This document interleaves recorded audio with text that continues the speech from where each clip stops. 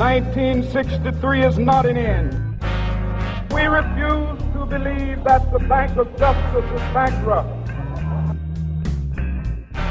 100 years later, the Negro still is not free. 100 years later, the life of the Negro is still sadly crippled by the manacles of segregation and the chains of discrimination. 100 years later, the Negro lives on a lonely island of poverty. This note was a promise that all men, yes, black men as well as white men, would be guaranteed the unalienable rights of life, liberty, and the pursuit of happiness. Now is the time to make real the promises of democracy. Now is the time to rise from the dark and desolate valley of segregation to the sunlit path of racial justice.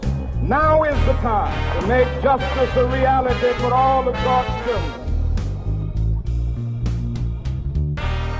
Be neither rest nor tranquility in America until the Negro is granted his citizenship rights. The whirlwinds of revolt will continue to shake the foundations of our nation until the bright day of justice emerges. We must forever conduct our struggle on the high plane of dignity and discipline. We must not allow our creative protests to degenerate into physical violence. We can never be satisfied as long as the Negro is the victim of the unspeakable horrors of police brutality.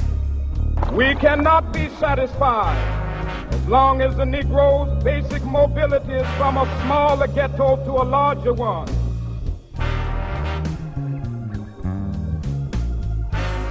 As long as our children are stripped of their selfhood and robbed of their dignity by signs stating for whites only. We cannot be satisfied as long as a Negro in Mississippi cannot vote and a Negro in New York believes he has nothing for which to vote. With this faith, we will be able to transform the jangling discords of our nation into a beautiful symphony of brotherhood. Let freedom reign.